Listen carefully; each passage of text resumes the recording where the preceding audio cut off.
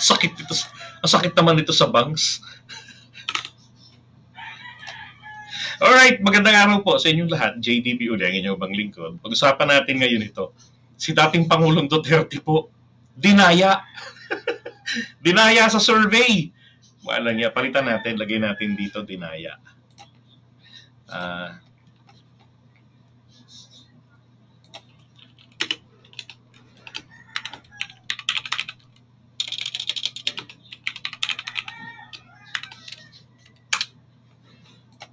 Okay, so yan ha. FPRRD, dinaya, laglag sa top 13 senatorial bet sa 2025 ayon po sa isang survey. Kaya pala Congress naman ang sigaw ng mga supporters. Ito ha, nilabas po ito ng News 5 Digital. 2025 senatorial preferences, base po ito sa Okta Research. Okta Research po ito. Sana po ano to ha. Sana ito po'y satire lamang tong ating nakuha ko. Wala, hindi. Mukhang totoo. Okay? From Okta Research Survey, ineri po ng TV5. Okay? So, ang coverage po, December 10 to 14. Alright? Kasagsagan ng pagbabanta nila ng destabilization. Walang nga, tanggi ng tanggi si Rocky, no? Tapos yung mga kasama nila, yung mga retired na mga PMAers daw, mga vloggers ngayon, ngaw-ngaw na ngaw-ngaw, panay ang banta, panay ang panakot na magre-rebellion. Ngayon, ito sabi, Erwin Tulfo, alam niyo sa mga survey po ng iba ha, ibang mga survey companies, si Erwin Tulfo, pasok po, palagi ito. Okay, nasa top 3 lagi yan. Ngayon, dito po sa Okta Research, nandito pa rin siya uli. Dati sa Okta Research, nandun din po si dating Pangulong Duterte. Pero bakit ngayon? Tangiya, naubos. Ito, isa-isahin natin. Number 1, Tulfo, 76%. Ng mga Pilipino, ng mga respondent, boboto siya. Ako rin, boboto ko yan. Senator Bongo, 53%. Mga pangalawa, di ko boboto yan. Tito Soto, 48%. Boboto ko yan. Bato de la Rosa, 47%. Di ko boboto yan. Amy Marcos, 42%. Hindi ko boboto yan. Bong Revilla, 35%. Hindi ko sigurado kung iboboto ko pa yan. Francis Tolentino, 33%. Siguro pwede kong iboto ito kasi may laman ng ulo nito eh. Kailangan ko yung may laman ng ulo. Okay? And then, Isko Moreno, 32%. Naku, depende. Tignan muna natin ang behavior ni Isko. Kasi kapag panahon ng mag-i-eleksyon, napapraning to eh.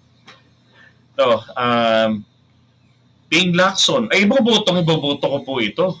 Kasi nga, ito ang kandidato ko sa pagkapangulo kung hindi po tumakbo si PBBM. Sabihin natin na Sara Duterte, tapos Ping Lacson, kay Ping Lacson ako. Noong 2022. And then, Pia Cayetano, boboto ko rin yan. Manny Pacquiao,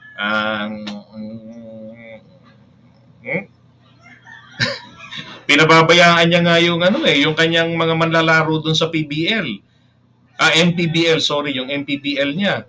Tapos merong isang binatilyo doon na kamakailan. Kaklase natin dito sa ating channel, yung anak ni Jen. Na-aksidente ron. Pagtalon niya, no? Ngayon, yung pagbagsak ng paa niya, nabaliho sa bandang gitna yung binti.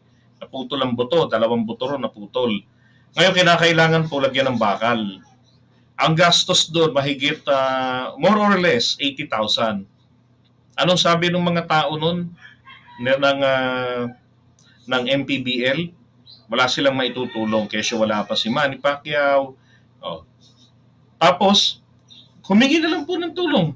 Etong nanay sa DSWD. Naku po, ang bilis ng DSWD. Nag-issue ng guarantee letter.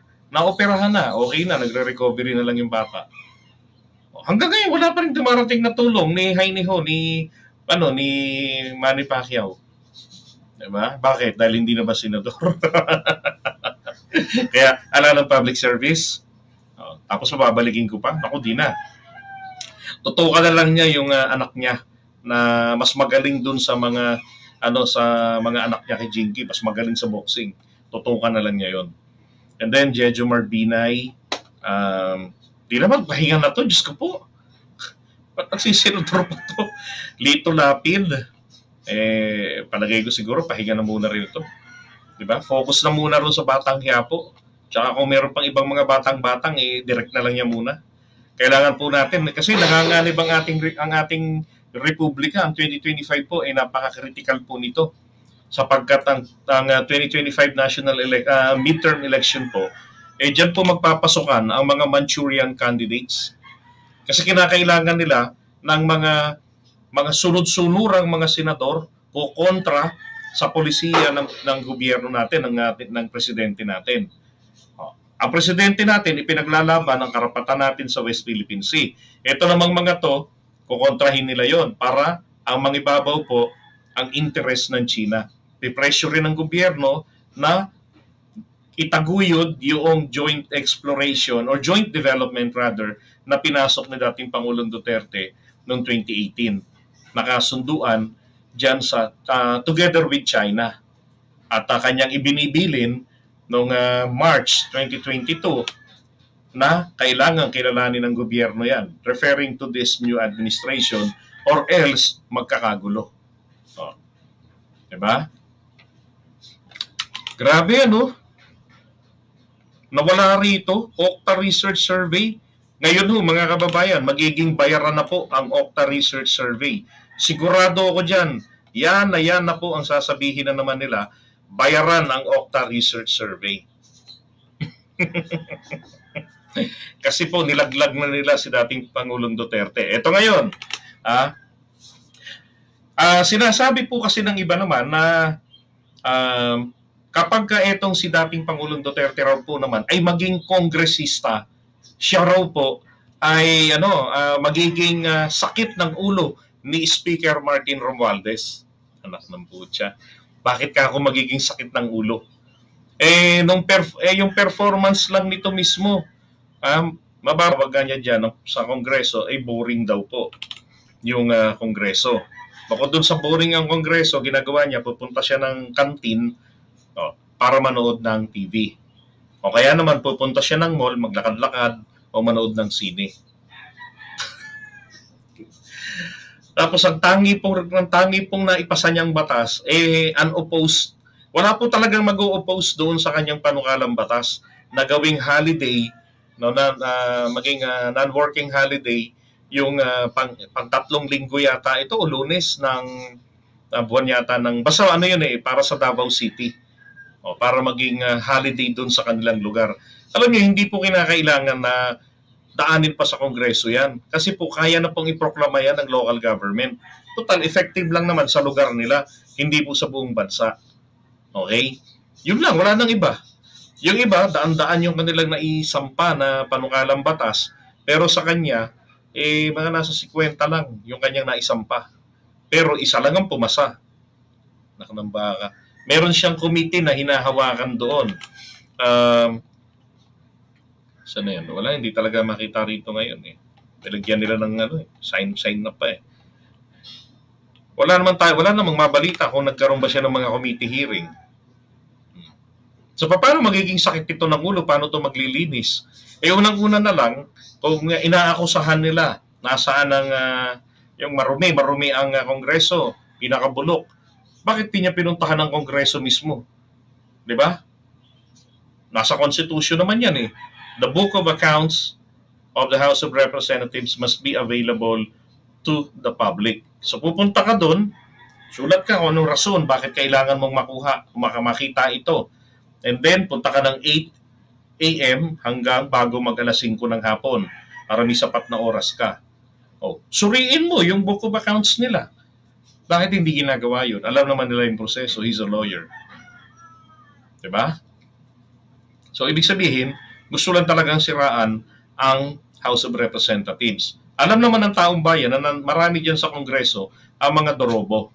Pero ngayon, ang gusto nilang tirahin talaga ron, sirain ang leader ng Kamara de Representante, si Martin Romualdez. Bakit naman? Kasi sa tingin nila, kakandidato ito sa pampanguluhan sa 2028, makakalaban ng kanyang anak. So ito ngayon, kinukonfirm nila na indirectly, Talagang may alam nila, may plano talaga sila na pag patakbuhin magpresidente si VP Sara.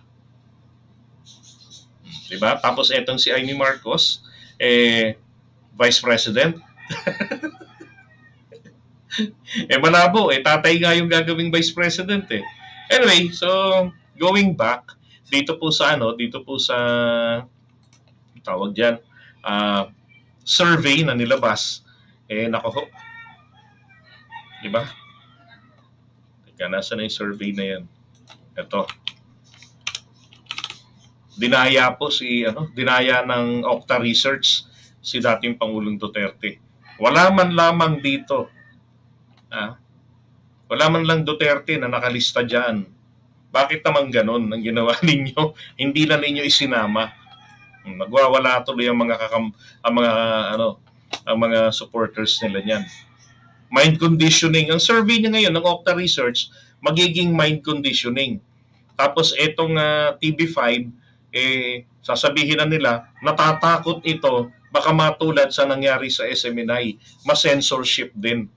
Kaya umaayon na sa katotohanan, umaayon na sa administrasyon. Yan ang mga pambatong argumento dyan eh. Diba? Pero grabe, no? Biglang nawala, nalaglag sa survey. Okta Research, lagi nagpapa-research yan.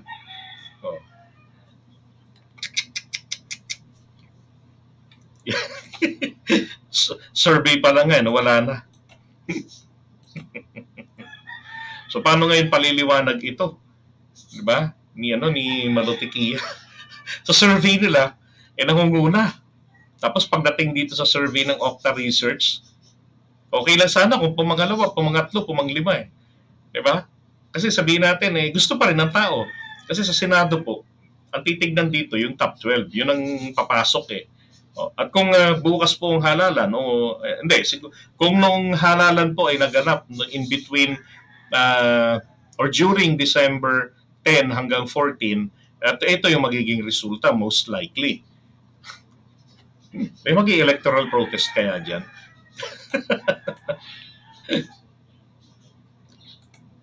Totoo, defender siya ni VP Sara Alam niyo kung conflict of interest nga Nagsa-survey kayo, 'di ba?